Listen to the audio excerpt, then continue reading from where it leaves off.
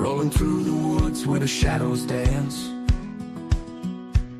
chasing wild dreams, taking every chance. With a friend named Bigfoot, side by side we roam. Outlaws of the forest, this place feels like home. Join the gang, it's a wild ride. Bigfoot, outlaw, living free and bold, chasing wild dreams, never growing old. We run with the wolves under the silver sky. With a friend named Bigfoot, we'll never say goodbye.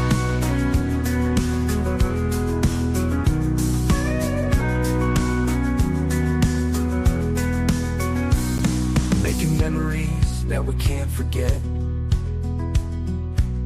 laughing under the stars, no signs of regret. With stories to tell and the moon as our guide.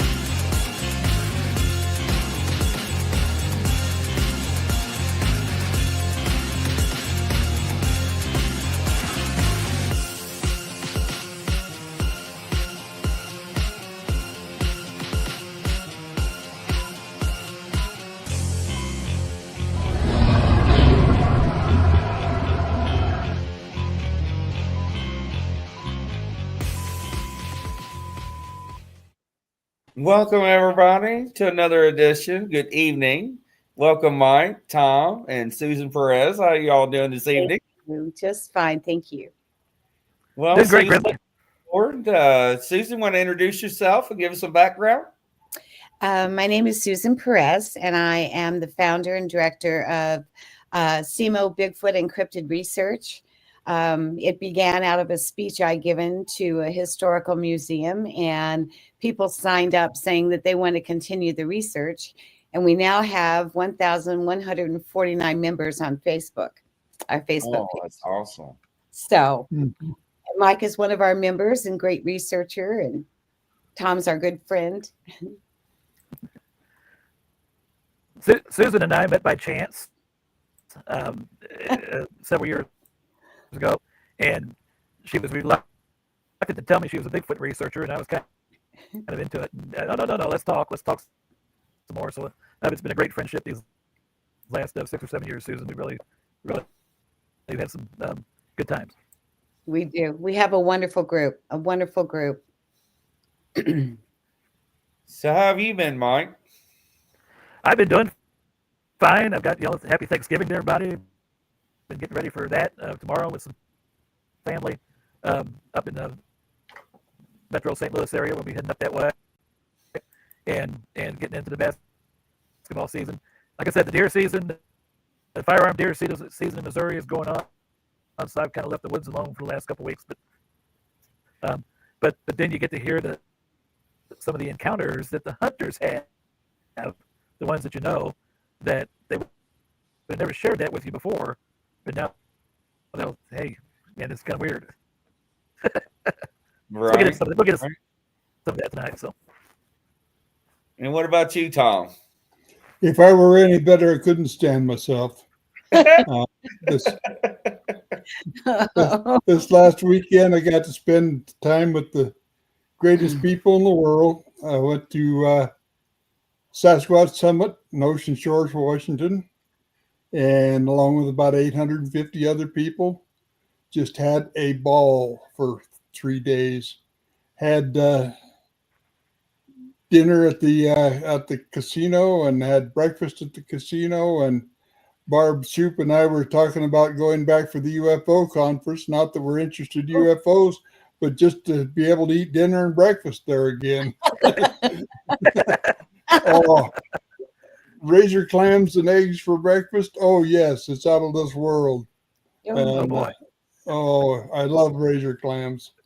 And yeah, it was fantastic. The best attendance we've had in several years now, post COVID, and the speakers were great. Dr. Meldrum was there. David Pilates, 411 fame, was there, and we even survived him. And He survived him. I was gonna say Meldrum, Pilates, and Shoop. Those are all Susan's heroes. Yeah, Barb Shoop spoke and brought down the house with her stuff, with their videos. Yeah, it was just out of this world. It was really great, really great. Get to spend all that time talking to people about their experiences, and it starts out with them 10 feet away from your table, and are they really real? Yeah, they're really real. They do exist. Yeah, they do exist. And the next thing they know, you're right across the table from you and telling you about the experience they had, what happened. And it scared the daylights out of them. And the first thing you have to do, lose the fear. If you want to know more, lose the fear. Don't work with fear. And just address them, talk to them like you'd talk to me, and you'd be amazed at what you learn. The reactions you have. It's so wonderful. I look forward to my first experience. I truly do. That's I hope before I kick the bucket that happens. That's right. Now, Susan, this was back this year, January 2nd. You remember that, Susan? Your daughter-in-law and son were in town for the holidays. Right. January 2nd. He gets a hold of me and my buddy Matt, says, hey, let's go. My daughter and son-in-law, they want to go. Son and daughter-in-law want to go out and check some things out. We go to check some things out. We have absolutely nothing for a couple hours that we're out there. No sounds or anything. And Susan's daughter-in-law's taking pictures. Just the sunset with beautiful things like that. And then when we go after the fact, we blow one of the pictures up. There's a 9-foot tall Sasquatch sitting in the tree line and watching this, and you see him in the picture when you blow it up. So Susan's had the experience; she just doesn't know it. Yeah, I didn't see it. And what we saw in those photographs, if you want me to continue, was a green orb. It was just as green as it can be, and we did not see it. It was not a reflection. The sun was to our left. We were looking straight ahead, and she just was going like this, taking pictures all around. And we got home and looked at them, and she said, look at this. That's one of those orb things, isn't it? And then when we blew the picture up, you could see this outline of this massive thing, but I didn't see him at the moment, but I saw him in the picture. None of it's been. It was amazing. Tell them about the next day the guys went out. Huh? And remember, you guys went out the next day to check. No, about 2 or 3 days later, we went back out to do a kind of the recreation or whatever, and take an after picture. Nothing there when you blow it up. I went and stood next to the tree that it stood, and that's how we kind of come to the measurement that it was about 9 feet tall. And we had some where it had impression into the leaves and stood for a while. So the leaves were flat. You had a flat 18 or so inch footprint that two of them that you were dealing with. So I stood right where he stood, up next to that tree, and I was like a dwarf compared to what was standing there in the picture. Mm-hmm. So that was incredible. And he was Grizzly 40 yards away from us. He was 40 yards away watching us. Wow. The We whole didn't time in the tree line. Yeah. We had no idea he was there. Mm-mm. And Mm-hmm. And the interesting thing was, I've read over 350 books on the subject, and I just absorb all the stuff. I've read all Tom's books, of course, but I went out with my children. They were over in my son's going to be 56 tomorrow. Tomorrow's his birthday. He was born on Thanksgiving, and my daughter-in-law is about 5 feet tall. She's the one that went with me on the 3 things to Kentucky. The 3 Mhm. conferences, and we only were able to get tickets to one night research thing. But what I did and what I had read was, and I don't recall whose book it was, but to stand with your arms open and just turn around, just show them that you don't mean harm, you don't have any Right. weapons or anything. Maybe it was in one of your books, Tom. I can't recall. No, it wasn't in mine, but I understand the concept very well. The concept. And so then I'm part Cherokee, very little, but I love it. And so I had learned some words. It says, hello, how are you? Or, like that. And I was turning around and my son says, oh my gosh, I felt like we were going to be sacrificed because you were doing these words, turning around in a circle with your arms out. And he goes, I thought something was going to come out and you're going to sacrifice us to it, Mhm. So, but they always thought I was nuts because I've also been into conspiracies and all this stuff. And now they said, Mom, everything you've told us years ago has come true. So now they're believing me. Mhm. So what are your all's take, especially Susan, on orbs and Bigfoot? Well, That's how Bigfoot travels. there is the phenomenon to where they're seeing more orbs and they're seeing Bigfoot in the same area. At one of the conferences, which was a UFO conference in Eureka Springs, I went to 3 of those. I was into UFOs before that. And it used to be that the Bigfoot people and the UFO people didn't want to have anything to do with each other. Right. And there was, like they're the weirdos, we're the ones that are okay, Mhm. So there was this one gentleman, I think his name is Kawani Leprositis. I don't know if I'm pronouncing Laparitis. Laparitis. And I bought his book, and some of it was kind of woo-woo, but it was very interesting that so many more people are seeing the orbs with the Bigfoot. Now, I have no clue what that means, but that was certainly our experience last New Year's with my family here. And I don't know what it is. Is it an energy field? Is it, a weather phenomenon? It could not have been a reflection. The sun was going down. No. It was way far away. It was just amazing to just see that alone, and then to see the Bigfoot when it was blown up. I mean, we probably would have all run over there and tried to talk to it, Right. Mhm. So Well, I it's would one of those. at least tried to serenade it a little bit, Grizzly. Oh my Lord. Oh, poor thing. Poor thing. No, but Mike had a girlfriend out there. I Bigfoot. Oh, know. we know all about that. We don't need to talk about that today. I know. That, Come Mike. on, baby. You can do it. Come on, baby. Say something. that was beat the death on the show. Susan. Yeah, it was so funny because all the other guys were so distraught because they would jealous. make a sound and nothing. And then Mike would sweet talk it and it would answer right back. Sure. That was Absolutely. hilarious. I every time I hear "Oh my darling," I think about mine. You know? But I mean, I can, and Mike and I, we slept in the same tent. I should have said it that way. Well, we camped together Uh-oh. in the LVL.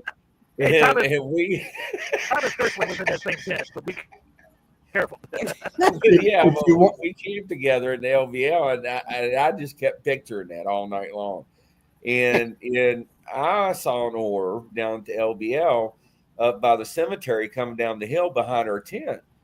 And I have reports going back from years, back from 2016, that hunters have been in tree stands and see orbs and hear the crunch, crunch, crunch, crunch. And I think we had some people on the show said, boom, and Bigfoot came out of the orbs. So, yes. and these are credible people that have high-ranking titles in society. So the phenomenon is outstanding, and I'm very fascinating with this. I really am. Mm-hmm. If you watch Jill and I can't remember his name, their video, Flash of Beauty Paranormal Bigfoot, there's a couple of guys in there talk about their experience watching the Bigfoot go into an orb, and very credible, very, very, very important piece of work there. If you want somebody that can give you a demonstration of orbs on the show, get Penny Rummel. Penny has I helped her with her book on it. Fantastic array of videos of orbs. Just great work. I mean, the phenomenon is fascinating to me. What's your take, Mike? Well, the first couple of years that I was doing this, I would have said, no way, nothing crazy.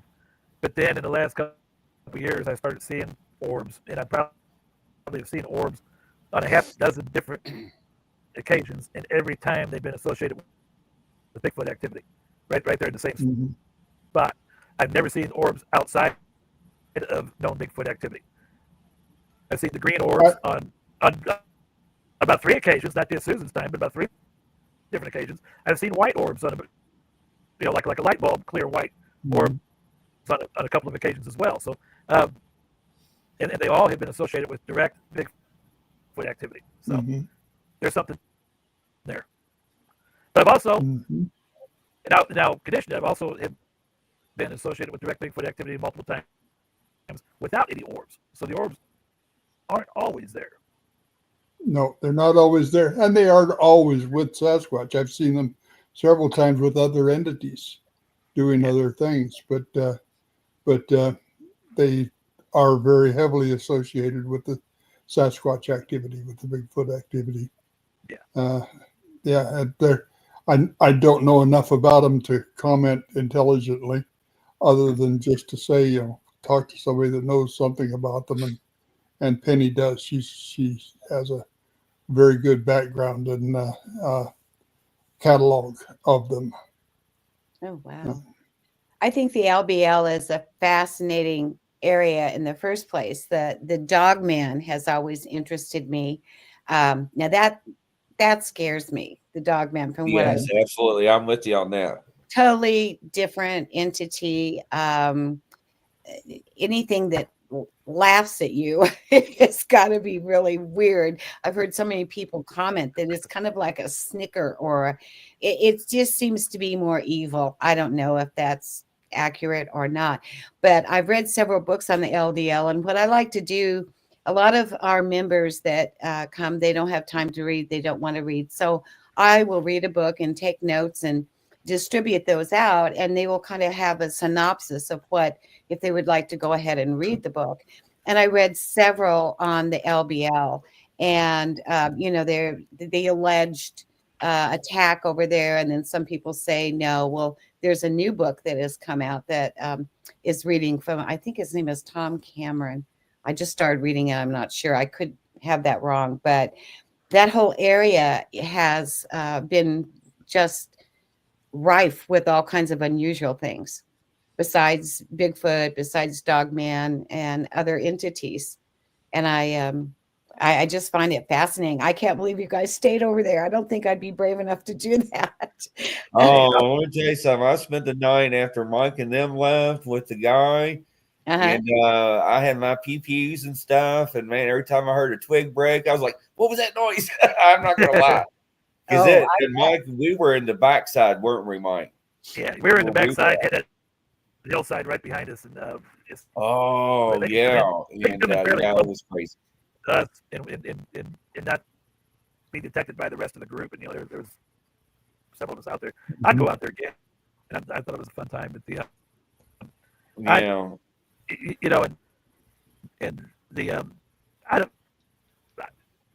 Squatch and Howler, Roger asking about these. I don't know much about them except for I see them. And hey, there they are. Last time I saw an orb was Father's Day weekend. We were camping over a couple counties over, and Luke, Susan knows Luke. Luke was camping with me, and a couple other guys were there. And one of the gentlemen said, "Hey, there's a green orb. Look at that green orb." We all look, see this green orb, and right after he said that, about an 18-inch little miniature log comes flying through the trees our way and lands on the ground about 15, 20 feet from us and rolls a little bit. Evidently, he didn't like the orb being pointed out verbally like that or something. I don't know, but yeah. So, that's amazing. Yeah, Mike, they're making fun of our TVs and our glamping again in the comments. Probably so. You guys were glamping? Oh, yeah, we had TVs, heaters, you name it, generators, different lights. You got a 60-inch flat screen TV to watch movies in. And, oh, my God. You sure you didn't have electrified barbed wire around your tent or anything to protect you? That's coming next. I wouldn't blame you on that one. Yeah, after Grizzly's latest experiences now that he's electrified fence. We had people coming by the tent taking pictures. Yeah. Oh my gosh. Way to rough it, guys. Way to rough it. Hey, Mike enjoyed it. He had his recliner up in there, all snuggle with the heater going. Recliner, and didn't he? I mean, I had all this. It was cold over the weekend, for that weekend and at night. But you're peeling off layers at night because this heater is just keep generating that heat. Oh my goodness! And Tom's saying, "Oh my gosh, what?" I never even like to sleep in a tent. Yeah, one night we was watching Pearl Harbor. Oh,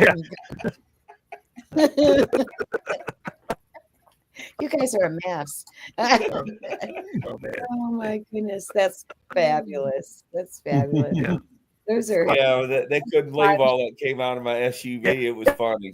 Hey, I mean, he's got this little SUV pack. I mean, it's just you pack that thing, and you could if a window would have broken, that stuff would have exploded. Oh,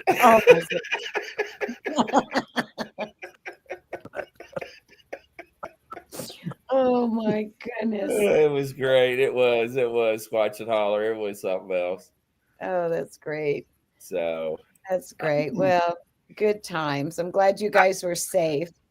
Let me know when you go next. I'll be praying for you guys because why don't you come with us? Oh yeah. I could probably do that if I brought, all kinds of if I brought all kinds of stuff. Oh, let me tell you something. I went up to Michigan and they put me in the RV place for had all the plugs. They did. They sure did.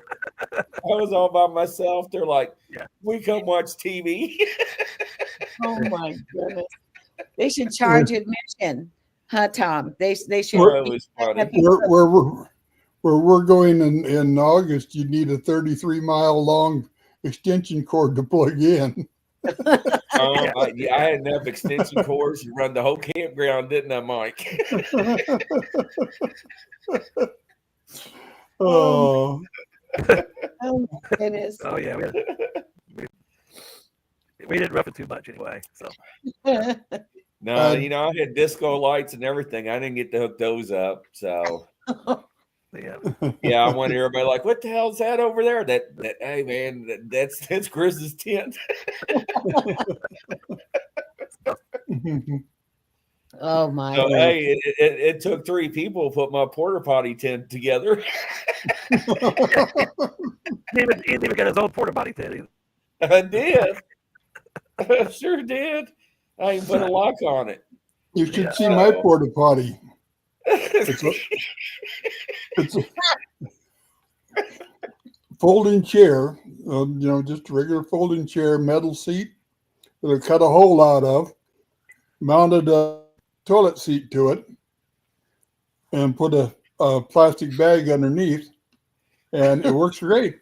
For privacy, you turn it around facing away from the road. What the hell, Tom? What are you, redneck? I painted it green like and then named it Stanley. Mine had a fan, a lights. It had air vents, air duct. I mean, I could even hang a TV up in it. Oh my gosh. No, I had air conditioning too if the wind blew. look at old Bear. In a camper. Oh my God. Oh my God. Bear was like, just get a camper, would you, Grizzly? He was like, this is watching Howler comments. It was 8 foot tall. We're talking about these porta potties. Not the best ones. It's huge. Because they were putting this together, like, is this another tent? It was awful. Oh my goodness sakes. It was funny though, but it was great. I'm glad you guys had a good time. My goodness. Oh, it was. We had a great time. Weather was great, and we had activity when everybody was around the campfire, didn't we, Mike? We had activity. I was talking to a gentleman, and I heard the walking around over just in the woods, just off in the tree line, and I heard it, and I'm sitting there talking to Ronnie Tucker, and I said, "Hey, there's something out there walking around." I said, "It's checking us out," and no sooner than I said that, than somebody else that was there camping. Also, the next thing you know, all the spotlights start shining in that area. Everybody starts running over there. I said, "Well, that just screwed up any more activity we would have had out of that at that time." But that's what happens. So, and squat down or something huge, walk right behind my tent while you're all at the fire. That was they were walking around saying, "What are all these crazy people doing out here at LBL?" And that was I've got just to change the subject a little bit. I got to talk about one of my students had an encounter hunting this weekend, and of course people know that I've taken some students out on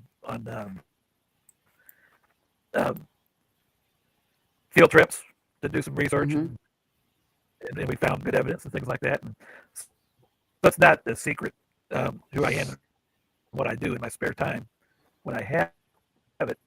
And just a couple weeks ago, I had some kids. They were see some pictures I had on my phone, and I showed them some pictures. And this guy was he was like, yeah, he's either playing devil's advocate or very skeptical of those. You're just making that stuff up. You're just making that stuff up.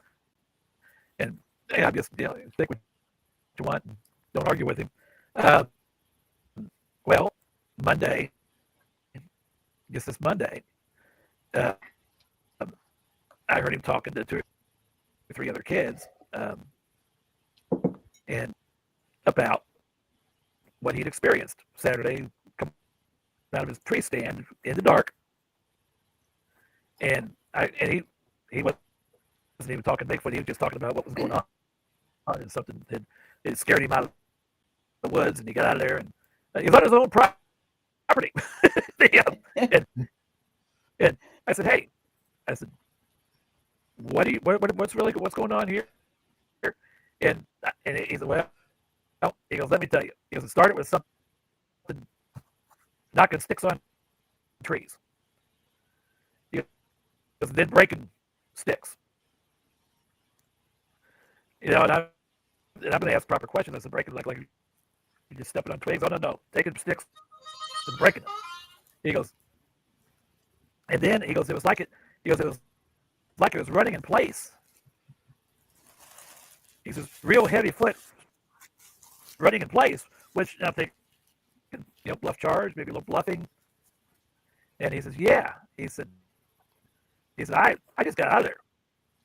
Because I got out of there. I said, did you shoot at it? He says, no. I said, why didn't you shoot at it? He said, well, I didn't know what it was. He says, we're taught you don't shoot unless you know what your target is, right? Because I didn't know what it was, because I thought maybe it was a person or something. I said, well, as a person going to be out there in your woods in the dark doing that stuff, knowing you got a rifle in your hands? He goes, no. He goes, I said, did you get a look at it? He said, all I saw was a big dark blob. He says, probably would have been, the top of the blob would have been 7.5 foot tall at least. And I said, well, I said, you laughed at me a couple weeks ago. I said, that was probably a Bigfoot that you experienced. I said, very, very, very likely. I said, and probably in time, I think we'll back this up, probably a juvenile Bigfoot messing with you. I said, messing with you. Hey, let's see if we can get this guy riled up a little bit. And I said, just the way you guys mess with each other. I said, because if it had intentions of hurting you, it would hurt you. Could have, very easily. I said, probably just pranking you. He goes, I don't care what it was doing. I got out of there. So that, that's a student who had a real encounter, and that's something going to go unreported. Obviously, nobody BFRO, nobody's going to pick that up. It's not going to be. He shared it with me, and I had another student that on his property. He said, "Hey, I think I may have seen a Bigfoot while he was deer hunting. I think I may have seen a Bigfoot over the weekend." And I said, "Well, tell me what you saw. Tell me what you observed." And that was not near as dramatic. It was about a little over 100 yards away, and he just kind of saw something big and dark. Walked from behind one tree to in a little clearing to behind some brush. And he says, it wasn't any animal or person that I know of that's out there. He goes, it probably had to be what it was. He said, but he's not skeptical like the other ones. He knows they're out there. So, but anyway, students, they'll come forward, they'll talk, and but that's interesting. But the time I just thought that describes perfectly the juvenile behavior, just to mess with somebody and scared him a little bit. So, but I asked him, I said, did you go back and hunt the next day? He went back and hunted on the Sunday. He said it was no incidents. Same place, no incidents. So, wow. So he left before dark, though.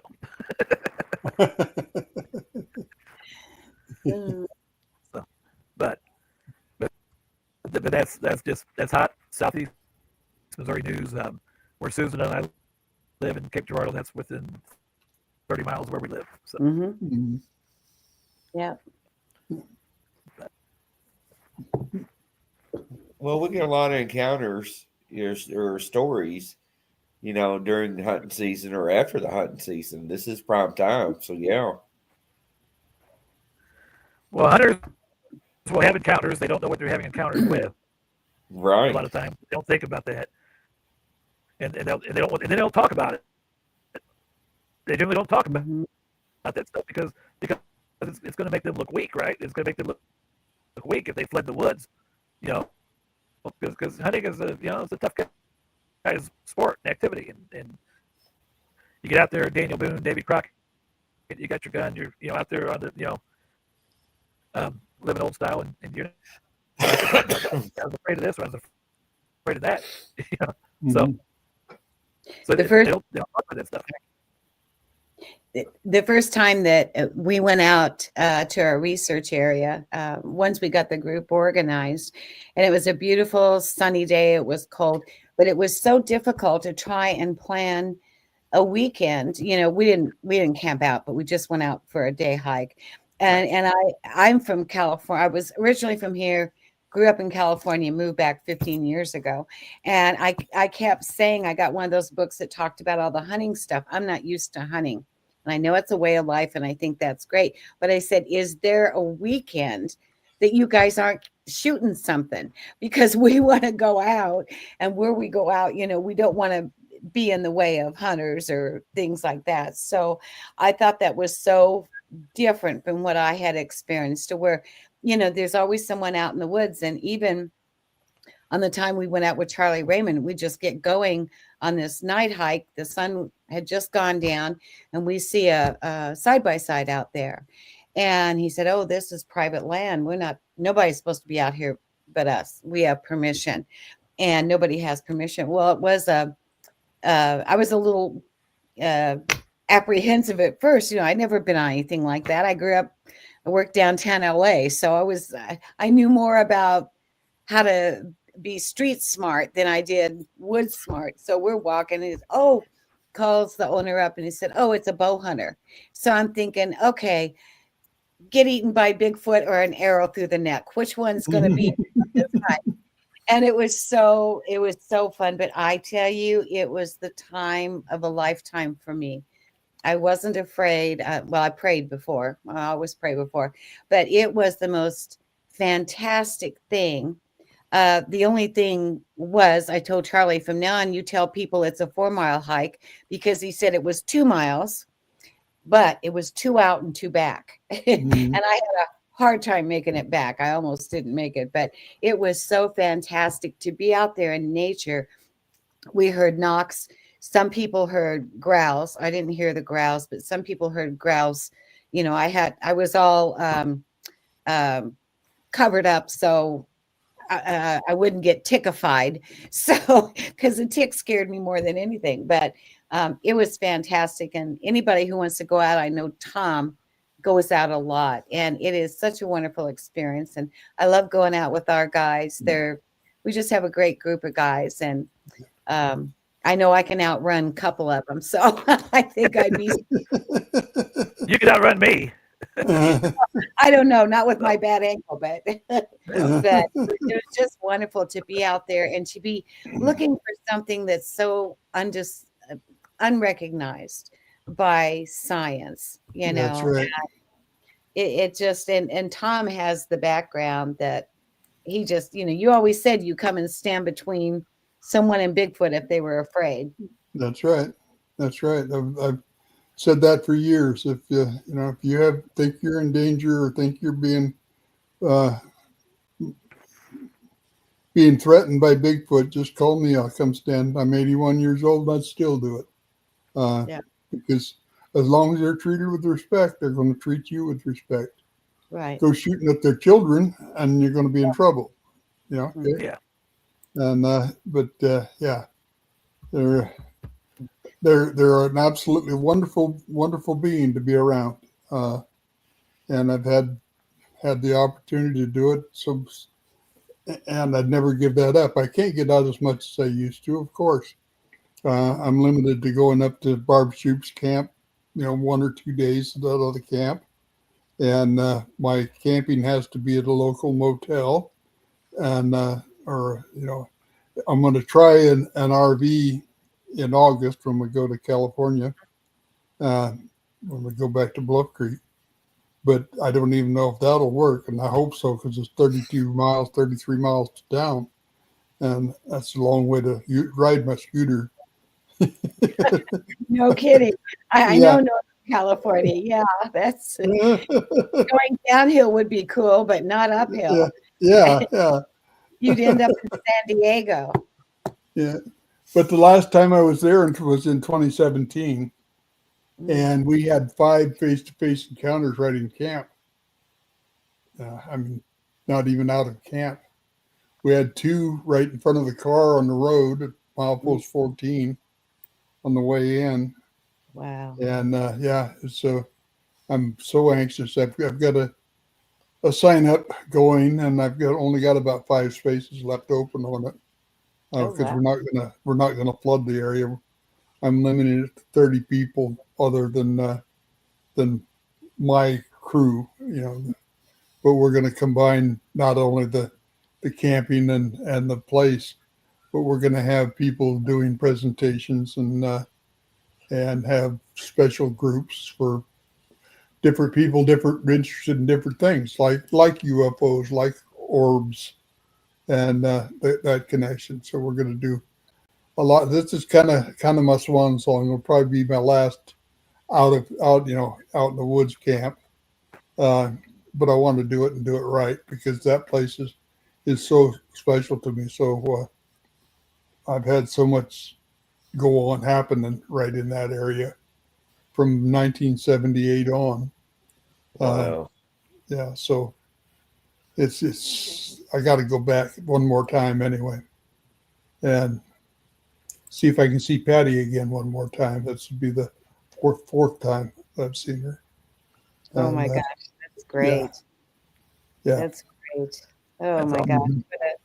I have her footprint cast, and then we also cast Mike's footprint. When we first started out, I showed the group, and the group mixed it all up, and they did a great job. That one cast came out fantastic. And to compare it to the other ones, and it was just really fun, because we need to know, I feel the group needs to know how to do these things, because That's the right. guys have been out there, and they've brought back some fabulous prints, and people need to know all the sounds of the animals that are out there. Just because you're hearing sound, Absolutely. Yeah. Bigfoot. Yeah. And I found here just this last week that the barred owl that's so prevalent in the West now is an invasive species. That came from your country back east. Right. And they were never west of the Rockies until 1940s and 1950s. And now they're the number one species of owl in the area, which I thought was interesting. One of our people, Lee Calvez, wrote a book on the secret world of owls. She's a I've seen that book. Oh, what a wonderful person she is! The secret world. I've seen the book. I haven't read it. And she did another one on whales, and she even had a dolphin speak to her. Oh my goodness! Yeah. Wow! I've had one bite me. Did you? She's doing one on Sasquatch right now, and we had a talk again over the weekend about it, and she's supposed to be getting a hold of me so we can talk more about it. Her publisher didn't like what she did when she wrote the history of Paul Freeman, so I want to encourage her to do a section on history. Do Jerry Crew, Paul Freeman, Patterson Gimlin film, and just the Tom Slick expeditions and all of that, and that way it'll be more acceptable to the publisher. Her idea said, her statement was, well, that's been done. Well, yes, they talked about George Washington in several books too, but that doesn't stop people from writing about him. It's history, and so and she every conference she goes to, she keeps the name tag and hangs it on her rear view mirror. I told her the other day that 2 more events and she'd have to have radar guidance on her car. She won't be able to see out. Oh my goodness! And she had her first eyeball encounter last summer, and so I did Oh, go ahead. I'm so sorry. I was going to say she just found me off my YouTube channel and come wanting to ask questions and how to go about who to talk to, and so I set her up. I set her up with Ron Moorhead to interview him, and Mm. Igor Burtsev, Dr. Burtsev, and Jeff Meldrum, and so she's been having a ball doing it. And Oh, that's fantastic. yeah, Fantastic. yeah. I told her if I were 30 years younger, I'd run off with her. You would too. There's Tom. Hey, So there's Tom. yep, you can go as fast as that new scooter goes. So That's there you right. go. That's right. I want to reiterate something that Susan said earlier. I'm sorry, what? Mhm. I want to reiterate that you said that we casted my footprint because when we were practicing casting footprints, we did my footprint. Right. Now, and here's what I take out of that. And I'm 6'5" tall. My foot, I wear a size 15 shoe, but my foot was 13 inches in length by 4 inches wide. Okay. Now, and that goes along the lines with the height ratio for even Sasquatch, because it goes 6.5 feet, 13 inches, and that's small compared to we've the one I cast was 17. I cast at 17 and a half. I've seen as big as a 24. So you think, I mean, we're talking about some big dudes out there. Right. Mm-hmm. Right. And You Matt, figure I'm sorry. length of the foot times 6.5 is the height. Length of the foot, 6.5 is the height. And if you take the length of the foot times 0.4, that's the average width, times the length will give you the area of the foot, times 7.5 will give you the weight. Wow. Well, that's in your latest book too, isn't it? Yeah. Yeah. I have, there's so many things I need to memorize, it's just, my head feels like it's just crammed full of information. But one of the things I did, speaking of owls, we were out there one night, Mike was there, and I was so excited. I was jumping up and down with my cigarette in my hand. But all of a sudden we played this call. Do you remember this, Mike? And all of a sudden it sounded like we were surrounded by monkeys. I mean, surrounded monkeys. And so it was just like, and I had read that owls do make a sound like a monkey. Okay. So I went to the library, I got all these books, and I wrote this paper, and I post a lot of these things that I write on under files on CMO Bigfoot Encrypted Research, and you can download them. I'm not sure if that one's on there yet, and print them off. But what I found was interesting was the fact that, yes, they do make a monkey call. However, you're not going to be surrounded by 30 owls at one time. They're territorial. Their territory seems to be about 5 miles. They do make, in pairs. There'll be 2 at night. They'll sleep together before they go out to hunt. But we heard the sounds all around us.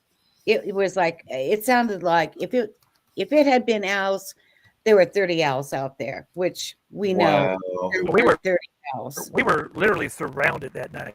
Right. And they were having a ball with us, really. Yeah. I think they were really having a ball with us. And that was, I was so excited. Susan, Like, that was the first night that young one showed up that I ended up spending 6 months communicating with. She showed up.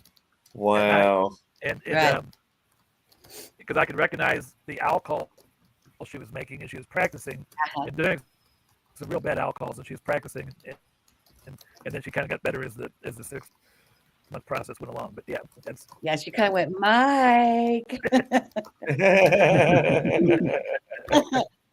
No, but it is amazing that he had a rapport.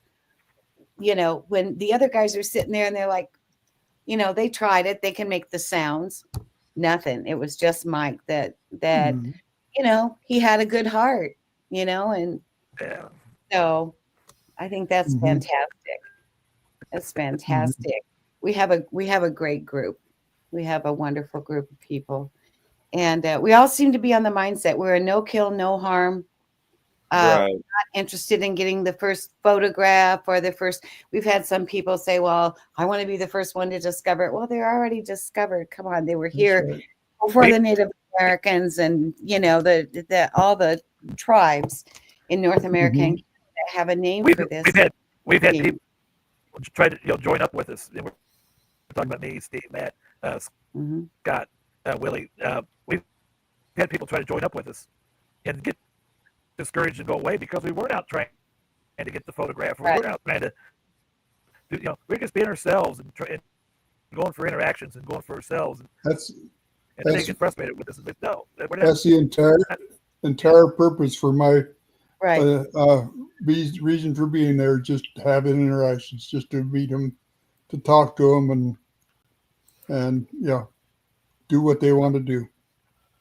Exactly. And just because science haven't accepted the data that people have found over the years doesn't mean they're not there. I've never seen Mhm. George Washington, but I know he was real. Come on, give me a Mhm. break. Right. Yeah. Things, I mean, it's all across the world. And it's not mass hysteria. These are real beings. And I was fascinated when I first started this research, all the different tales of the Native Americans. They documented it in their art or on caves or whatever of these beings, or they passed it down in an oral tradition before you could write a book, before you could make a book, before you could, do all these things that brought money in. And I think I'm all for that too. But it was way before written history, and they did not document fiction. They didn't document fiction. And I think that's what was so fascinating when I very first started looking into this. Wow, that's awesome. It is. Can you believe that hour went by that quick? My goodness. It must have been. You It get us is. going, man. We're just that's great. It really is. Any last words, Mike, Tom, or Susan? Well, I've been carrying on a conversation here about that formula and how I came by it. I think I have a video on my YouTube channel that talks about that. I'm not sure, but I think I do. And my YouTube channel, just my name. So if you want to check that out, see if it's there. If not, there's other ones there that are interesting too. But yeah, I did. I came up with that by figuring out the area of the foot. Used a planimeter to do that. So then that's how I came by that 0.4. So I knew the area, I knew the length, just need the width. Okay, so I divided the area by the length and it came up with 0.4. That's how I came up with that figure. And then the Mhm. weight, I had built a big box and filled it with uh, uh, sandbags until it sank the same depth as the track I'd found. So I had Oh, a good estimate of weight. Now I could just take the square inches of the foot divided into the total weight, and it gave me a 7.5 pound per square inch figure. wow. That's how that came about. Interesting. Oh, that's fascinating. Mhm. You lost me at the first inch, but I'll just take your word for it. That's fantastic. That's Mhm. fantastic. I love to learn and I love to share what I've learned with everyone. And I think, you guys are my heroes.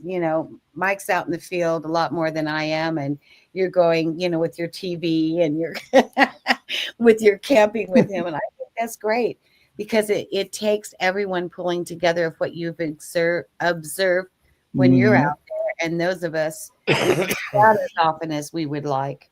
It just brings Mhm. it all together, and I think it's fantastic. Thank you That's Mike, for any great. last words? inviting me. I Oh, would have. Susan, it's been a pleasure. You're welcome back anytime. Yeah. Thank you so much. We need to get Susan back on this program Yep. with. She's really So good to see my love, Tom. very down. Oh yeah, I know. You've got so many Travel so women. hard. So, Yeah, so many women. No, I've given up. Well, from the Bigfoot Outlaw family to your family, we wish everybody a very happy Thanksgiving. For the Oh, people that are not absolutely. at home, that are far away, we wish you a happy Thanksgiving as well. And you all are part of our family for being with us. We very are thankful for that. And from coast to coast, everybody around the world, Godspeed. Have a good night. We'll see you soon. Good night. Good night. yeah, Thank you. everybody.